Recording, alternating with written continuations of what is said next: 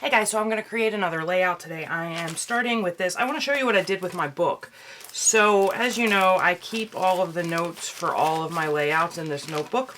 And I'm starting to realize that I pick out my photos, you know, very early on, which photos do I want to scrapbook. And so what I've been doing is placing them with their date in my notebook. And then when I see a certain photo, I think, oh, I have the perfect embellishment or the perfect whatever to go with that. So I've been trying to pull those embellishments out and stick them, ooh, that's not good, in the book. So like this one, I have this picture of my niece and she's laughing. And I remembered that I had these Webster mini message stickers. These are the new beginning sentiments. And it says, I love little giggles. And I knew that'd be perfect for that photo. But what I'm thinking is this notebook situation that I have going on with this new idea I have about what photos I want to scrapbook is not working out so well because this is not acid-free paper, number one, and I don't want it to, you know, mess up my photos if I don't get to these photos for a long time. And then the embellishments that I pick for that, they don't always stay in where I want them to be. So what I think I'm going to do is I'm going to make a notebook, like a 3-ring binder notebook, and I'm going to put page protectors, 8.5 by 11 page protectors in it. And then I will create like these pages for my supplies and what I have to do with my photos and slide one of those pages into every one of those page protectors, and then I can just toss the photos, the embellishments, everything into that page protector, and then when I'm ready to scrapbook, I will just be able to pull that all out. Now, granted, if I have 12 by 12 paper that I know I want to use for that layout, I can't like throw it in the 8.5 and 11, but I can put that in a separate page and then just note on the paper. I can put that in a separate location and then just note on the paper that I know that I have certain paper, certain 12 by 12 cardstock or whatever or pattern paper that I want to use for that layout. So I will show you as this progresses, I'll show you what I'm doing, because one of the things I would like to do is as I download my photos off of my computer, I would like to start keeping a list of all of the photos that happened that day that I know I want to scrapbook, so I can kind of make myself a list without having to keep going back. I started scrapbooking, my goal is to scrapbook from 2006 when I met my husband forward. And as you know, I don't scrapbook in chronological order. I scrapbook what I feel like scrapbooking that day. But I feel like if I had that in a notebook, I could just flip through. One, I would know that, okay, these are all of the things that I want to capture for 2006 and all of the things I want to capture for 2007 and so forth. And then once those are empty, I know that, okay, that year is done, because I'm feeling like even though I don't scrapbook chronologically, I know there are events that I want to scrapbook from 2006 that aren't done yet. And so then I could just easily flip through that 3-ring binder with the photos already printed and all that and have a better way of sorting out what I want to scrapbook that day. And then the other thing is, like if I go to the zoo, I typically buy either postcards or sometimes they have stitched patches or something like that to add to my scrapbook page that I actually bought at the location we went to. So it would be nice. I have them in these IKEA boxes, like in date order, and that's not working so well because I forget to go back and check it to see if I have any of those kind of things for those events. And I steer away from scrapping those events because of the fact that I know that there's stuff I want to add to that photo, to that page, and that stuff is in one of these boxes somewhere, and it's not a good way to store it. So that's why you're seeing this kind of weird notebook looking thing here. But when I get the 3-ring binder set up and start to do that kind of thing, I will definitely show you what that looks like. But anyway, right? So this wonderful cutie little picture of my niece, and I already have sitting on my desk the My Mind's Eye My Girl collection, and it has this orange tone, which is good because she's wearing this orange little jumper thing. And so she's actually looking at me. I cut myself out of the picture, but she's actually looking at me giggling, so yay, Aunt Gina. So I have this My Girl, and I have all of the embellishments laying around that I used to create the last layout, this one of Audrey and her brother. So the color scheme, I mean, they were taken on the same day, so when I put them back to back in my scrapbook, the colors I would like to be complementary, and if you look at that sticker that I really want to use with this photo, the colors, these are a little bit more muted, but I think the colors will work and be complementary. It will be in no way related to this page, but because I have the same supply sitting out on my desk, they will complement each other quite well as they go in to the scrapbook, if I ever file them. You know, that's a thing for another day. So we're going to get started here, and that's all I know. I know that I have these papers out, and everything else we'll just have to wing it. So, thank you guys for watching, and I'll see you next time. Hey guys, so I started this layout by going through the My Girl collection by October After. Is that October? My Mind's Eye?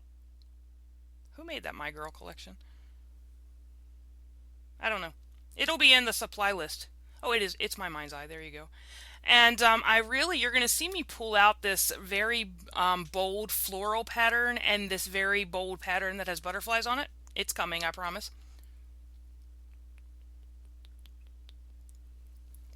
I'm drinking some water here. Sorry about that. This is the second time that I'm having the darndest time with these voiceovers. I knocked the microphone out of the port in the computer this time. And now I have to re-record it. And believe me, they're not as funny the second time because they're not as, spontaneous. So I was really wanting to use these bold patterns. There was a bold floral and a bold butterfly, but I am very good, or not very good, let me not toot my own horn here, but very comfortable using geometric shapes like the plaids and the lines and things like that, but not so good in using these bold patterns. And you're going to see I go away from them again. I won't use the bold pattern here, so I'm like, I can't make it work. I thought that I would use the white 12 by 12 cardstock that came in the Studio Calico kit as my background, but decided on a plaid paper to use. And this is a Simon Says stamp kit. That's one of the card kits that I still have laying around that I really, really want to get rid of. And I actually went through them this morning to see if I could use any of them for Winter Wednesday and give them away. But unfortunately, I've chopped up all of them. I wouldn't give that away. I wouldn't give away something that I have chopped up. So none of them are complete enough that I feel comfortable giving them away, so I'll have to figure out a way to use them. So I decided on using that pattern paper and then pulled that pink cardstock and that aqua cardstock out of the Simon Says stamp kit, and then used this darker cardstock that pulled the colors in but was darker. Everything is very bright, so I felt like it needed something dark to kind of give it some weight. So I decided to use that dark paper there, and then I know I'm going to use some of this gold paper, and I'm using that EK Success scallop. It's called embossed scallop, I think. And I thought at first that I wanted the dark paper to nest on the gold paper, and then I decided I don't like that at all. So you're going to see me turn the dark paper around so that they're the same size again. That photo of Audrey started out at 4x6, but I cut it down some because there was a lot of stuff on that picture of her that wasn't really necessary. So I'm trying to figure out if I want that gold on the left or the right, and right here I think I decide. Right here I thought I decided I wanted it on the left, and you'll see when I put it down that I actually don't. I want it on the right. Here I'm measuring to see how much room I'm going to have left on that pink piece of paper, because I know I want to mat that photo of Audrey on the pink paper. So what you're going to see me do here is I'm going to cut the pink paper down to the size that I want to back that aqua paper, and then I'm going to mark the pink paper with a pencil of where that aqua paper is actually going to go, because you're going to see me, I'm going to cut the mat out of the portion of the pink paper that is covered. When you want the colors to exactly match, the easiest way to do that is to use the same exact paper. So that's what I'm doing here. I'm using my what do you call that thing? My matting tool. Yeah, that's it. I'm using my matting tool to cut out the center of that pink paper to give me a mat, and I cut several times. I go very slow and cut several times, and that seems to work the best. So, and I don't always cut out those centerpieces. I don't always think that's necessary. But in this case, I really wanted that color cardstock, so I cut it out. But I like my layouts to be pretty thick and have some weight to them so that I feel like they hold up better because I store my albums vertically, if they ever get in the albums. So now I'm going to lay this all together. But I knew that I had enough pattern paper going over that hole that I felt like there was going to be enough heft, if you will, to the page anyway. And so I'm adding all of these things. And here I decided I cut down that scallop paper because I thought, well, if you're going to put that on one side, you're definitely going to need something gold to balance it on the other side. So I went from adding that gold scallop paper on the left to the right. I liked it better that way. And now I'm going to mat that photo on the pink paper. I'm going to tear it off because I didn't get it straight. And then I'm going to try again. And hopefully do a better job this time. And then I'm going to add my photo down there. I'm going to take some of these chevron stripes and I'm going to layer them around the photo. One will be pointing to the right, one will be pointing to the left. And I know it kind of looks weird when they go on there because they kind of look like they're pointing your eye off the page, but I just like the way it looked. So sometimes I just ignore whatever I guess the design rules are because I like the way something looks. That's just the way it is. And if I was leaving the ends of those uncovered, I would have cut them so that they ended in a triangle. But I actually didn't know at this point, but it turns out that I actually covered up the ends so you can't see that it ends in a square because it definitely would have looked better to end end in that chevron shape. So I'm going to add some foam adhesive. I'm going to add a boatload of foam adhesive to this label that started this whole layout, and it says I love little giggles. And I'm going to add that to the lower right hand corner.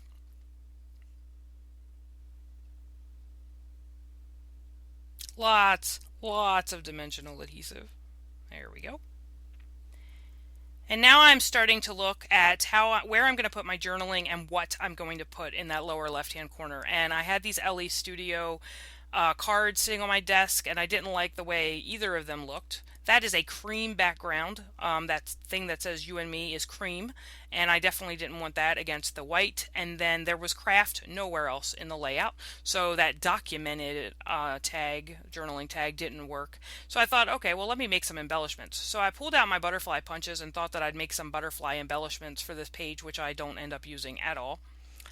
And I'm looking at this little cut apart card, and the cut apart card would have worked pretty well if I had it in the 12 by 12, but I don't. I only have it in the 6 by 6, so they were a bit too small for this layout. So I'm just going through all of the sticker sheets and stuff like that I have on my desk, trying to figure out how I'm going to add the journaling and balance the rest of this layout with stuff that I'm going to add to the lower to that left hand side of the paper. And I'm gonna struggle with this, and then I'm gonna walk away from the desk, and I'm gonna come back, and I'm gonna forget to turn the camera back on. And you'll see in a couple of minutes here, not a couple of minutes, but maybe a minute here, because I'm still trying to figure out what I'm going to put, and then I walk away. See, I'm sitting here, I'm like, okay, this isn't working, so I walk away, and I come back and forget to turn the camera back on. But I'm showing you here, I went through and pulled out these sassafras stickers, and I used 2 of those and layered them in the lower left-hand corner, and then I used a My Mind's Eye sticker that says adorable to add some more color. That love is from Webster's Pages, Color and Composition, and I put it up on dimensional adhesive. I did my journaling, and then I add that Say Cheese, I think that's a My Mind's Eye label sticker, and a bunch of stickers that say sweet, it says silly, sweet, and perfect. Those word stickers that I put underneath that Say Cheese label.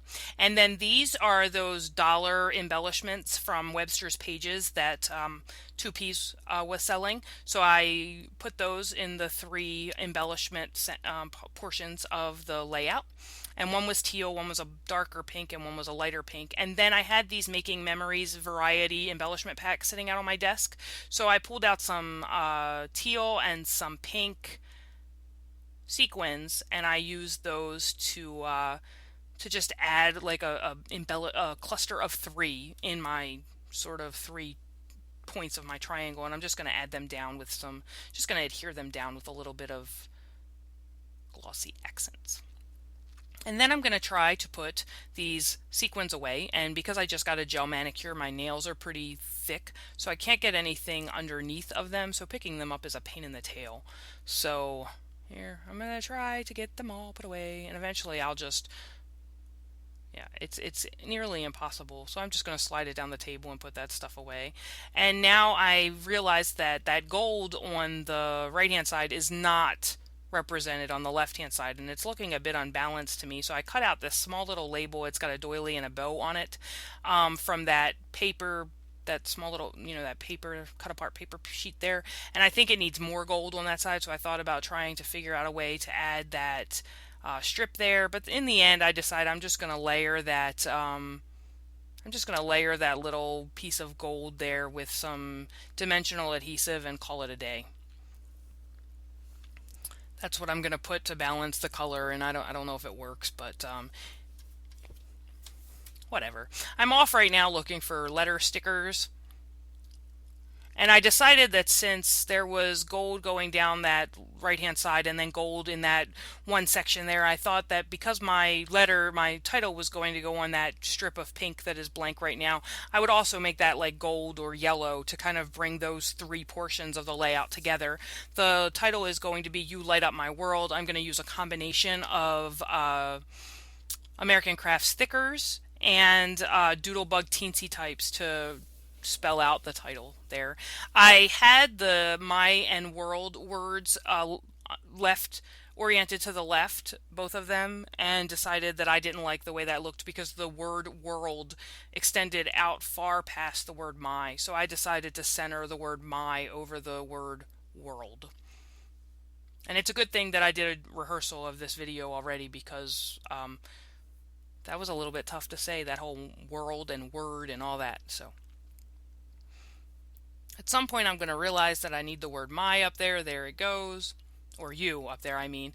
And now I'm looking at some circular LE Studio. I have the circle down in that left-hand corner, the lower left-hand corner. So I felt like there was that block of space up there in the upper right-hand corner. So I felt like I needed a circular element up there. And just to pull the gold up there as well, I used that My Mind's Eye sticker there that says today, but I didn't like the word. So I decided to cover that up with this LE Studio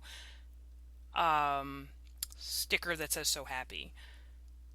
And then I'm going to pull out some stamps here, and you can see that stamp that's sitting on my work surface of the lamp. I thought that I would stamp the lamp on the layout, but then I thought it's just a little too cheesy to go with the whole You Light Up My World thing. I thought I'd stamp the lamp, but I thought cheesy is good on cards, but I don't know. And I guess I can make some cheesy layouts too, but I don't know, that was just pushing the envelope for me. I didn't really like it. So I'm trying to find a pink ink that I like. And at first I was going to use my Jenny Bolin, but I'm putting it on a label. So the labels tend to be a little bit slicker. So I used my Memento inks there to add the date. And I also added the words Hello Sunshine across that pink and yellow label that's on the left hand side there. And now I'm going to use some Tombow Mono multi-glue to put down my letters, and that's going to end the layout. So I thank you guys so much for watching, and I will see you next time. Leave me any comments if you have any questions. Thanks guys. Bye.